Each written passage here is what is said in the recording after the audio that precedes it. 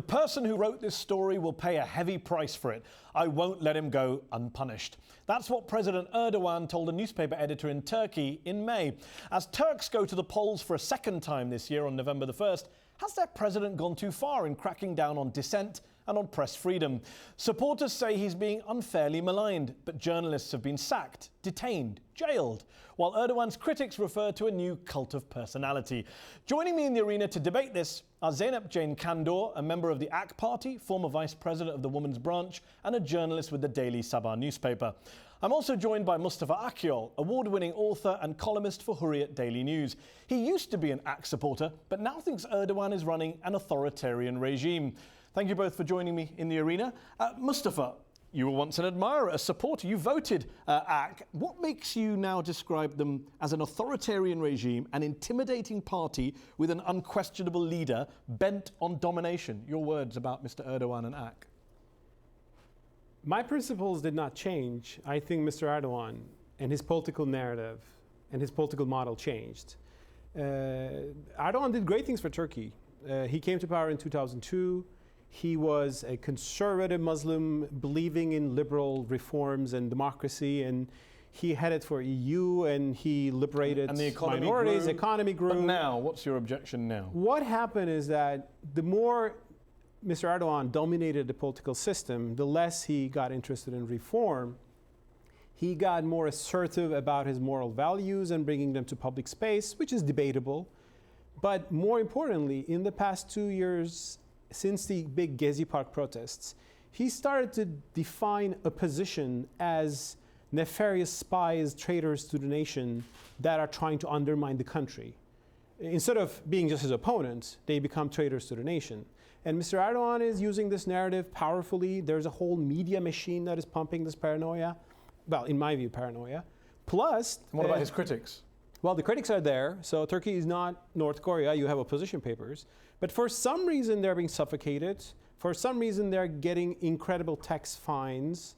Newspapers are changing hands. Some people buy... Journalists are being arrested. Journalists are being arrested. Sacked. Not all of them is directly related to Erdogan, but 6 papers changed hands over the past 6 years. They were bought by Mr. Erdogan's friends. When President Erdogan says, nowhere in the world is the media as free as it is in Turkey, that's a joke, isn't it? Well, that is not factually correct. Let me bring in Zeynep Jane Kandur.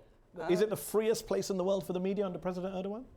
There are certain restrictions at the moment on media press, which it must be kept remembered that what's happening in Turkey is that there's a terrorist insurgents down in the southeast with the PKK, a Marxist terrorist group. When there's a terrorist attack or when a country is under attack, there have to be some restrictions on media reporting. Those journalists who have contravened those restrictions, which are law, have to face the penalties of the law. Journalists cannot be above the law. If it's a question of a country's integrity, a country's security. But journalists are being sacked for tweeting things critical of the president or the prime minister. How has that got anything to do with anti-terrorism? There is a law on the Turkish statute books that it is against the law to criticize or insult the president. This predates Erdogan. There is a law about insulting. What is insult? I mean, okay, Turkish culture doesn't accept very harsh swears or something to anybody, but people say Erdogan is responsible for terrorism, which I think is wrong. Well, there was a Milliyet columnist who lost his job an insult to the president. So do you think the columnist who lost his job for tweeting that Erdogan is responsible for ISIS, do you think he should have lost his job? Under Turkish law? No. Do you think he should have lost his job? You're a journalist. Would you stand up for your I don't fellow think any journalist should lose their job for what they tweet or what they write. But I do think that there is a certain ethic responsibility in journalism, and we need to think about what we tweet and what we write before we write it. And if a country is fighting a terrorist organization and losing a large number of lives, you cannot conflate. Can I give you one example? With terrorism, though, can you? No. One example of how terrorism works in this whole thing. Daily Hurriyet, 6 months ago, the paper I write for, the English version, published a photo of a Marxist-Leninist violent group that attacked a prosecutor by saying an act of terror, a horrible act of terror.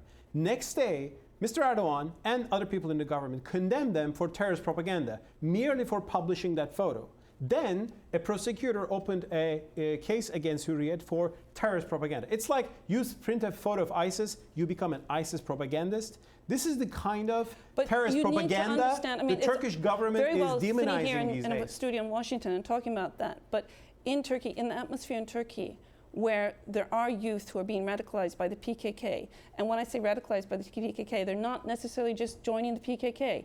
There are a lot of Kurdish ethnic youths who are not joining the PKK but are joining ISIS in response to that. You have this kind of atmosphere. You have to be very careful about what you publish. It is no secret in Turkey today, if you're not pro-Erdogan, there's not much life in Turkish media for you. If you're a media boss, you'll be under heavy government pressure. You'll be probably sacked or fired from your job. That's a fact that hundreds of people are going through. Okay, let's put the journalist to one side. Authoritarian goals, that's what you're talking about. In what way is he pursuing authoritarian goals? Can you give some examples? I'm not arguing that he wants to bring Sharia or impose Islam on everybody, as some secularists in Turkey are fearing. But Erdogan wants to control every aspect of Turkish life, from universities to culture to media. And people talk about a personality cult, Mustafa. There is a cult of personality, and within the AKP, it is very hard to find someone who criticizes Erdogan. And if he does that, the more viciously pro-Erdogan writers will declare him as a traitor, as a sellout to Zionists, and that is not a... I don't agree with you at all. I mean, well, I'm living in that country. I'm living in that country as well, and I think that the personality cult is being created by the opposition papers, by the opposition parties. They're the ones who are constantly talking about Erdogan. They're the ones who are constantly bringing him onto the agenda. He's the president now. His role is reduced. Yes, he comes out and he talks and he gives speeches. His role is not reduced because he doesn't actually agree with the constitutional definitions of the presidency. The constitutional definitions of the presidency, he has not stepped outside of that. The talks that he has given... There are different views about that. There's different views about that, but in your own words, there's a consensus democracy and there's a confrontational style democracy, and Turkey is more of a confrontational style democracy. And such a democracy leads to having a strong leader. And you know as well as I do, coming from Turkey, that a strong leader is what is desired by a large part of the population. Well, strong leaders can be great, strong leaders can be a problem. It depends whether they're authoritarian. And do you think he's a problem? Do you think he's actually a problem?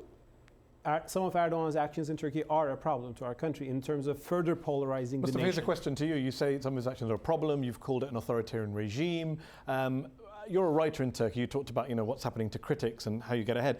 Have you worried when you've written columns and hit send to your editor to have them published? Are you worried that my job might go? There might be a knock at the door? Well, one of my jobs went because it was not welcome in a pro-government newspaper, and that has something to do with all this. He's already experienced censorship. Is the newspaper you work in, if you write against the newspaper's line, I mean, if I stood up and started writing, if I worked for The Guardian and I started writing very right-wing, well, actually, The Guardian have a couple of right-wing columns. Okay, but I mean, newspapers have principles, but a cult of personality is not a principle. Let me put this cult of personality point to you, Zeynep. You said the cult of personality is from the opposition, yes. You say. And yet, in Turkey, you have his supporters at an event welcoming him to chants of Messenger of God. His birthday has been referred to on billboards as a holy birthday. One AK minister compared his lifestyle to the Prophet's Sunnah. One AK deputy said that touching him is a form of prayer. Another AK deputy said he has the attributes of God. If that is not a personality cult, what is a personality cult? One person here, no, I've just quoted three different. I've just quoted three different AK politicians. Does 3 people make a personality Did he sack cult? them? He seems to get lots of journalists sacked. Did he sack any of these guys for comparing him to the Prophet? Quite blasphemous. No, I agree with Jane with one thing. There was a reaction, and it was a very negative reaction. These kind of things we don't want to hear. People in Turkey who support Erdogan, most of them were like, "What's this? This is not right." President Erdogan doesn't dismiss those people, though. He actually promotes them most of the time. So if he doesn't want the cult of personality, he can intervene. Do you have evidence that he promoted those people?